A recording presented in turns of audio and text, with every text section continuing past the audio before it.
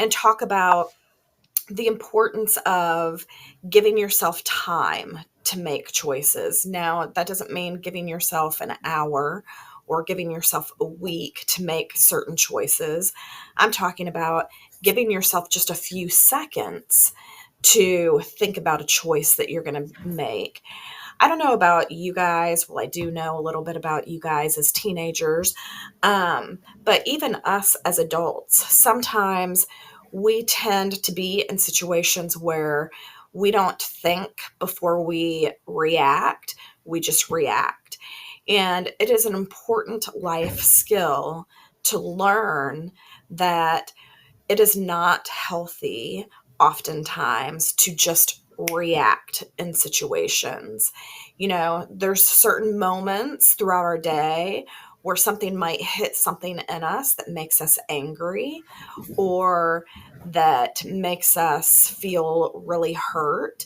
And when we feel those kinds of emotions, we want to just react. We want to lash out. We want to say a hurtful comment back. We want to, kind of do a dig at someone. And I think that this even goes to social media and texting people, that sometimes we see somebody post something about us that's negative, or send us a negative text, or just say something that kind of hits us the wrong way.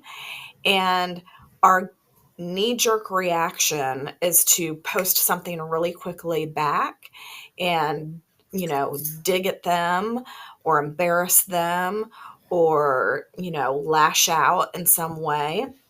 And so today I want to talk about the power of 6 seconds.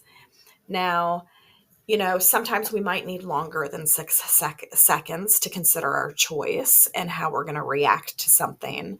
But that is a starting place to consider, especially, here at school and even at home with our parents, when we're having a difficult conversation with someone or we don't like what someone is saying to us, for us just to pause, don't say anything, don't react, just give yourself a few seconds to kind of take some deep breaths, think it through a little bit.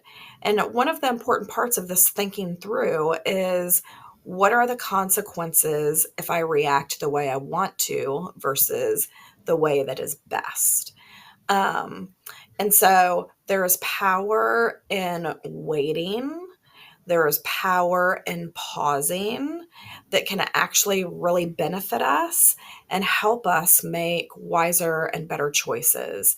So I have a video that I want you to watch that talks a little bit about this, and it's coming from middle schoolers that are talking about it. So I think you'll really be able to relate to it. And at the end of the video, I want you guys as a class to talk about what would be different in your day sometimes if you practiced this coping skill of waiting 6 seconds or 10 seconds before responding or reacting in certain situations. Okay?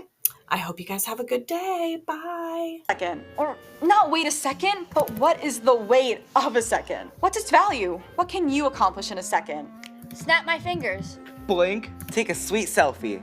Fall in love. Make a mistake. Change the entire trajectory of my life and destiny and everything? So, that's 1 second. And it seems that we can both pack way too much or very little into 1 second. But how long does it actually take for you to process new information? I'm guessing more than 1 second. Yep. Researchers have found it takes an average of about 6 seconds.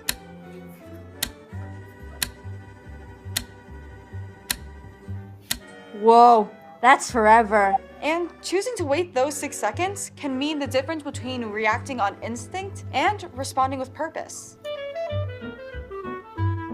You want me to count to 6 before I do anything? I'll never get my homework done. Imagine the inefficiency. Yes, but isn't it also inefficient to have to apologize every time you make a snap decision? That is accurate.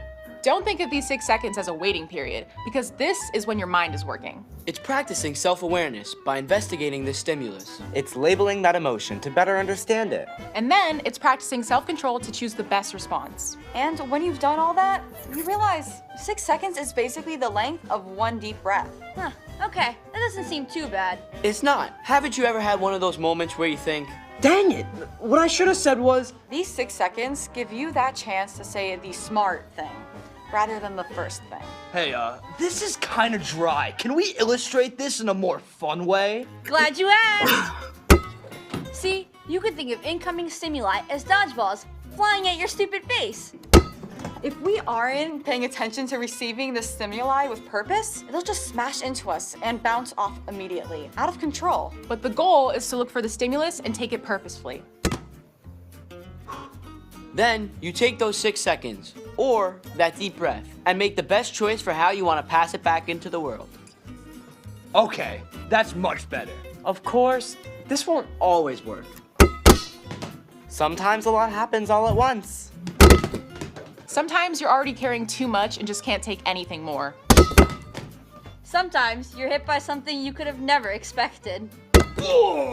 But if you keep paying attention, you'll better handle most of what life throws at you. Well, now's the point where I say, and why should I care? Do you want to get hit in the head, Adam? This stinks. Seriously, despite how fun it is to see Luke pelted with dodgeballs, the fact is, the way you respond to things is a major part of your character and how others perceive you. So if you're letting things whack into you and you react without giving it proper thought, your responses will be all over the place. Have you ever gotten a text that wasn't exactly good news? And did you maybe respond with the first primordial thing that popped in that lizard brain of yours? No, Jessica, I didn't do the assignment. And you can go jump off a cliff. React too quickly, and you may regret your actions. What the heck was I thinking? Taking those 6 seconds to practice the self-awareness and self-control you've been building is how you define yourself. Okay, I get it. Which brings me to my next point. You aren't done just because you threw it back. The exchange continues. Take note of how others are receiving what you sent out. Does your return pass seem to keep whacking people in the face? You may be responding too forcefully or with the wrong tactic. Maybe you notice that this particular person is having a rough day. You might even need to toss the ball lighter than ever. Thank you. Whatever it is, be intentional with how you respond by considering how others will receive it. So how do we learn to respond instead of react? We wait 6. Get an annoying text or email? Wait 6. Find the best response. Someone steps on your toe? Wait 6. Mom's not letting you go to the concert? Wait 6 so you can find that perfect, charming argument. Your response is everything, and those 6 seconds are how you improve it. First, take a breath. Feel how you need to feel. Then, make a choice. Weigh your options and select your best path. And finally, analyze your response. Reflection is key to improving your response even more. Receive. Breathe. Process. Choose. Act. Reflect. Turns out, a lot can happen in 6 seconds. Well, I hope you enjoyed that lesson. Hopefully you learned something.